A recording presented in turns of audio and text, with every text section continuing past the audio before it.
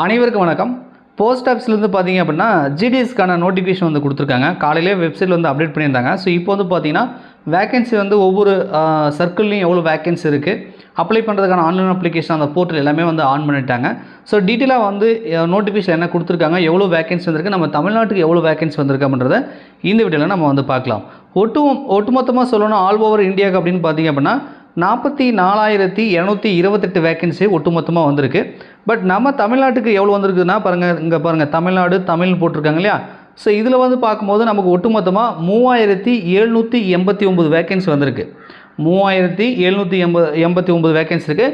So இதில் ஒவ்வொரு கம்யூனிட்டிக்கும் எவ்வளோன்றதும் கொடுத்துருக்காங்க. நீங்கள் என்ன கம்யூனிட்டியோ அதை வந்து செக் பண்ணிக்கோங்க. இப்போ பார்த்தீங்க அப்படின்னா யூஆர், ஓபிசி, எஸ்சி, எஸ்டின்னு கொடுத்துருப்பாங்க.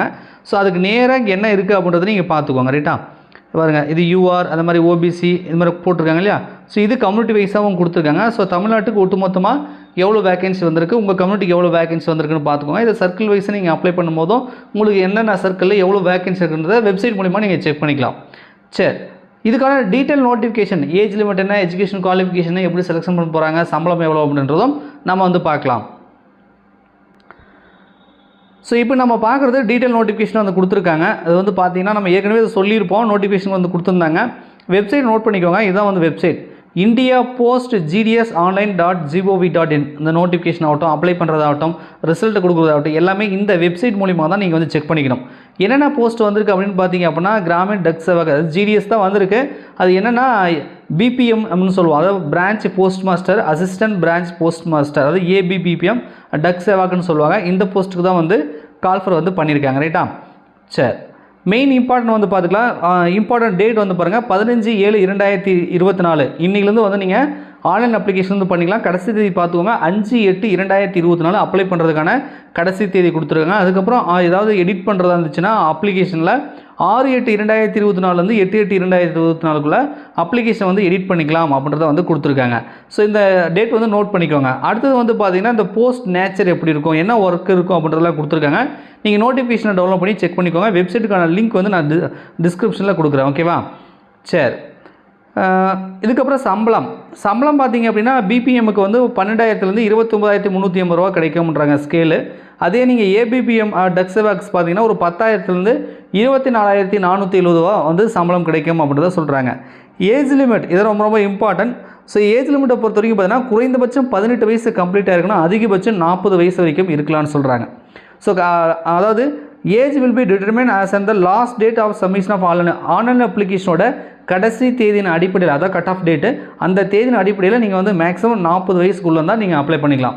சார் 40 வயசுக்கு மேலே வந்து அப்ளை பண்ண முடியாதுன்னா நீங்கள் பண்ணலாம். அதுக்கான ஏஜ் ரிலாக்ஸேஷன் வந்து கம்யூனிட்டி வைஸாக கொடுத்துருக்காங்க, அதை யூஸ் பண்ணிக்கோங்க. ரைட்டா, இங்கே பாருங்கள் ஏஜ் ரிலாக்ஸேஷன், அதாவது நீங்கள் வந்து எஸ்சி எஸ்டியாக இருக்கீங்கன்னா உங்களுக்கு 5 இயர்ஸ் வந்து ரிலாக்ஸேஷன் இருக்குது. ஸோ 40னா 45க்குள்ளே பண்ணிக்கலாம். இதே நீங்கள் ஓபிசி அப்படின்னா, அதாவது பிசி முஸ்லீம், எம்பிசி, டிஎன்சிலாம் ஓபிசி கேட்டகரியில் வருவீங்க. ஸோ உங்களுக்கு 40னா 43 வயசுக்குள்ளே வந்து பண்ணிக்கலாம் அப்படின்றத சொல்கிறாங்க. ஸோ அதே மாதிரி இடபிள்யூஎஸ்க்கு வந்து ரிலாக்ஸேஷன் கிடையாது. மாற்றுத்திறனாளிக்கு வந்து 10 இயர்ஸ் வந்து ரிலாக்ஸேஷன் இருக்குது, அதை யூஸ் பண்ணி நீங்கள் வந்து அப்ளை பண்ணிக்கலாம். சார் என்ன சார் படிச்சிருக்கணும் அப்படின்னா நீங்கள் 10th ஸ்டாண்டர்ட் படிச்சிருந்தாலே போதுமானது, அப்ளை பண்ணலாம். ஆனால் இந்த ஜாபை பொறுத்த வரைக்கும் 10th எடுக்கப்பட்ட மதிப்பெண் அடிப்படையில் தான் போஸ்டிங் கொடுக்குறாங்க. ஸோ நல்ல மதிப்பெண் இருந்தால் மட்டும் அப்ளை பண்ணுங்கள். லோயர் மதிப்பெண்னா கண்டிப்பாக உங்களுக்கு கிடைப்பதற்கு வாய்ப்புகள் ரொம்ப ரொம்ப கம்மி. அதே மாதிரி அப்ளை பண்ணும்போது வந்து நீங்கள் எந்த சர்க்கிளுக்கு அப்ளை பண்ணுறீங்களோ, இப்போ தமிழ்நாட்டுக்கு அப்ளை பண்ணுறீங்கன்னா கண்டிப்பாக உங்களுக்கு தமிழ் பேச தெரிஞ்சிருக்கணும், எழுத தெரிஞ்சிருக்கணும். அதாவது அப் டு 10th வரைக்கும் தமிழ் ஒன் ஆஃப் த சப்ஜெக்டாக படிச்சிருக்கணும் அப்படின்றத சொல்லலாம். இதே நீங்கள் அதர் ஸ்டேட்டுக்கு பண்ணுறீங்கன்னா அந்த ஊரோட லோக்கல் லாங்குவேஜ், இப்போ கர்நாடகானா கர்நாடகா அந்த லாங்குவேஜ் தெரியணும், கேரளானா மலையாளம் தெரியணும். ஸோ இந்த மாதிரி அதர் ஸ்டேட்டுக்கு பண்ணுறீங்கன்னா அந்த லாங்குவேஜ் தெரியணும். மோஸ்ட்லி நீங்கள் தமிழ்நாட்டுக்கு தான் பண்ணுவீங்க. ஸோ தமிழில் வந்து ஒன் ஆஃப் த சப்ஜெக்டாக 10th வரைக்கும் நீங்கள் படிச்சிருக்கணும் அப்படின்றத சொல்கிறாங்க. ஸோ அதை வந்து பார்த்துக்கோங்க. அடுத்தது பார்த்தீங்கன்னா இது இல்லாமல் என்ன சார் எக்ஸ்ட்ராவாக கேட்குறாங்கன்னா ஒன்றும் இல்லை, பேசிக் கம்ப்யூட்டர் நாலேஜ், சைக்கிள் ஓட்ட தெரிஞ்சிருக்கணும் அப்படின்னு சொல்கிறாங்க. ரைட்டா, வேறு ஒன்றும் கிடையாது. ரிசர்வேஷனை பற்றி கொடுத்துருக்காங்க, அதெல்லாம் நீங்கள் பார்த்துக்கோங்க, பெரிய ஒரு இது இல்லை. அடுத்தது பார்த்தீங்க அப்படின்னா முக்கியம் அவுட் அப்ளை. இதுக்கு எப்படி அப்ளை பண்ணணும் ஏற்கனவே சொன்னோம் இல்லையா, indiaPostGDSonline.gov.in இதான் வெப்சைட்டு. இது மூலிமா நீங்கள் வந்து ஆன்லைனில் அப்ளை பண்ணிக்கலாம் அப்படின்றது சொல்கிறாங்க. எப்படி சார் செலெக்ஷன் பண்ண போகிறாங்கன்னா நான் ஏற்கனவே சொன்ன மாதிரி தான், அந்த மெரிட் லிஸ்ட்டு எப்படி பண்ண போகிறாங்க அப்படின்னா மார்க் 10ஆம் வகுப்பில் நீங்கள் எடுத்திருப்பீங்களே அந்த மதிப்பெண் அடிப்படையில் தான் செலெக்ஷன் பண்ண போகிறாங்க. ஸோ நல்ல மதிப்பெண் இருந்தால் மட்டுமே கிடைக்கும், இல்லைனா கொஞ்சம் கிடைக்கிறதுக்கு ரொம்ப கஷ்டம். ரைட்டா? அது என்ன மார்க் இருந்தால் கிடைக்கும் அப்படின்றத நான் வேணால் தனியாக வந்து சொல்கிறேன். லாஸ்ட் இயரில் வந்து எவ்வளோ மதிப்பெண்கள் கிடைச்சிருக்குன்றதை நான் தனியாக நம்ம வீடியோ போட்டுக்கலாம். இப்போதைக்கு வந்து மதிப்பெண் அடிப்படையில் தான் செலெக்ஷன் பண்ண போகிறாங்க அப்படின்றத மட்டும் தெரிஞ்சுக்கோங்க. ரைட்டுங்களா? சரி. ஸோ செலெக்ஷன் ப்ராசஸ் வந்து பார்த்தாச்சு. இப்போ இதை அப்ளை பண்ணுறதுக்கு எவ்வளோ சார் செலவாகும் அப்படின்னு நீங்கள் கேட்டிங்க அப்படின்னா ஒரு ரூ. 100 செலவாகும். அப்ளை பண்ணுறதுக்கு ₹100 வந்து அப்ளிகேஷன் ஃபீஸ் கொடுத்துருப்பாங்க. ஸோ அது மட்டும் இல்லாமல் பெண்களுக்கு எஸ்சி எஸ்டி மாற்றுத்திறனாளிகள் தான் வந்து ஃப்ரீயாக தான் இருக்கும். அதை பற்றி எங்கே சொல்லியிருக்காங்க அப்படின்றத பார்க்கலாம். இன்ஸ்ட்ரக்ஷன் போட்டிருக்காங்க. ஸோ இங்கே பாருங்கள், அப்ளை பண்ணுறதுக்கு என்ன தேவைப்படுதுன்னு சொல்லியிருக்காங்க பாருங்கள். மொபைல் நம்பர் கொடுக்கணும், ஓடிபி வரும், இமெயில் ஐடி கொடுக்கணும், அதுக்கும் ஒரு ஓடிபி வரும்ன்றாங்க. ஆதார் நம்பர் வந்து கேட்குது இஃப் அவைலபிள் இருந்தால். Information about the board of the year of passing, நீங்கள் 10th எப்போ பாஸ் பண்ணீங்கன்றதை கேட்கும். மெட்ரிகுலேஷன் அதாவது 10th. ஸ்கேன் ஃபோட்டோ சிக்னேச்சர்லாம் வந்து நீங்கள் ஸ்கேன் பண்ணணும். ஃபோட்டோ வந்து பார்த்திங்க அப்படின்னா ஒரு 50 கேபிக்குள்ளவும், சிக்னேச்சர் வந்து 20 கேபிக்குள்ளவும் வந்து இருக்கிற மாதிரி வந்து நீங்கள் அப்லோட் பண்ணணும். ஸோ இந்த இடத்துல பார்த்தீங்கன்னா உங்களுக்கு அப்ளிகேஷனுக்கான பேமெண்ட் டீட்டெயில் வந்து கொடுத்துருக்காங்க.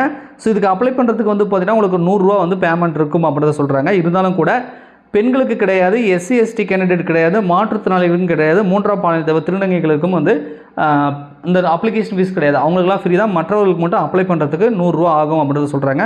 ஸோ 10ஆம் வகுப்பு மதிப்பெண் அடிப்படையில் வந்திருக்கக்கூடிய ஒரு நல்ல ஜாப்னு சொல்லலாம். ஸோ தமிழ்நாட்டுக்கு வேகன்சி 3000 சம்திங், இந்த இதுலேயே 3700 சம்திங் வேகன்சி இருக்குது. ஸோ கண்டிப்பாக உங்களுடைய சர்க்கிள் லோக்கல்லே பார்த்தீங்கன்னா ஒர்க் பண்ணுற மாதிரி உங்களுக்கு வேலை கிடைக்கிறதுக்கான வாய்ப்புகள் இருக்குது.